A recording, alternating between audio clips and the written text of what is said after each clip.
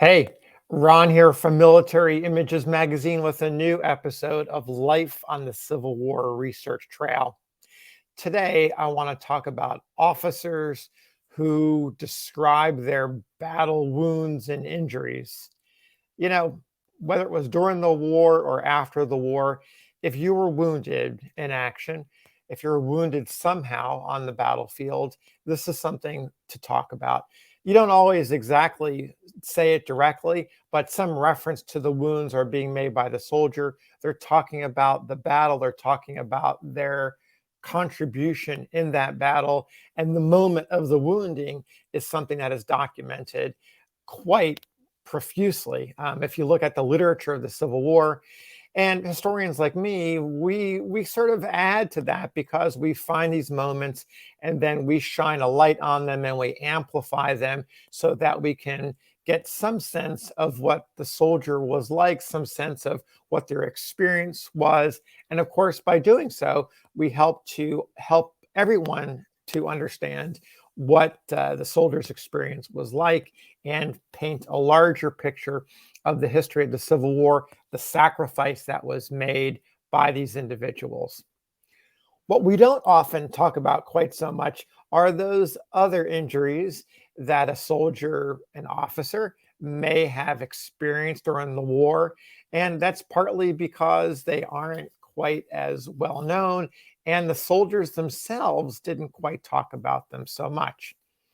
One of these particular injuries was documented in a letter written by this officer, Charles J. Mills. He was a captain in the Union Army. He served on the staff of several senior officers, including Major General Andrew A. Humphries.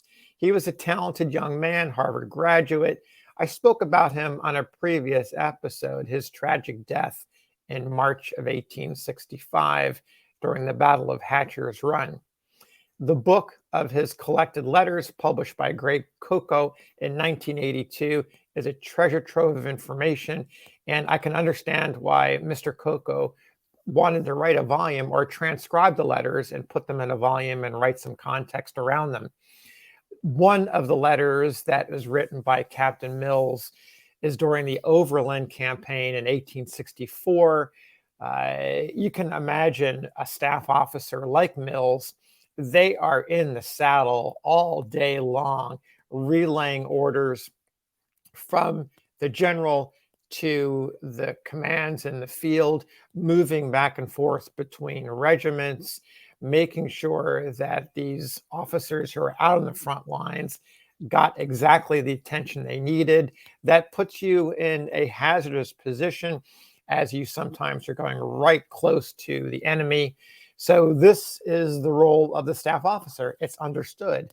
The time in the saddle is where the problems were caused that affected Captain Mills, and he wrote about to his family.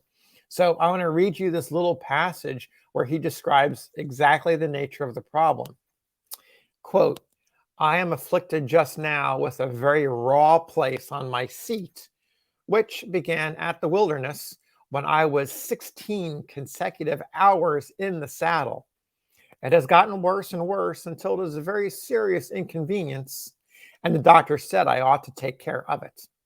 Fortunately for me, one of our staff, McKibben, had his horse shot the other day, so I let him have mine and rode in the ambulance last night and shall continue to do so unless there is fighting until I am better.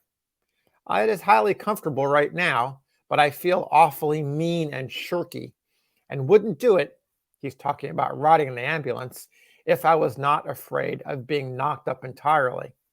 So here he is. He's been in the saddle for 16 hours. And of course, your butt is in the saddle for that long. And that's just the moment that he's talking about, that 16 hours. He'd been doing it for a good chunk of May, hours in the saddle every day. It rubbed a place on his butt raw, and it appears he ignored it for a while until it began festering. He went and talked to the surgeon. The surgeon said, "Hey, listen, buddy, you got to get off that horse and into an ambulance." And of course, that limited Mills's ability to serve a staff officer because being in an ambulance is not the same thing as the mobility and the speed of being on your individual horse. However, he made things work. The injury really bothered him for some days, but eventually, with proper treatment, applying a poultice and other medical attention, he eventually recovered and was fully back in action. So I found it really interesting because I don't often come in contact with soldiers that are describing wounds of this nature. And it appears to me to be quite particular to a staff officer, although I imagine that cavalry officers may have had the same issue. So there you have it, today's episode of Life on the Civil War Research Trail. We'll see you on the next episode.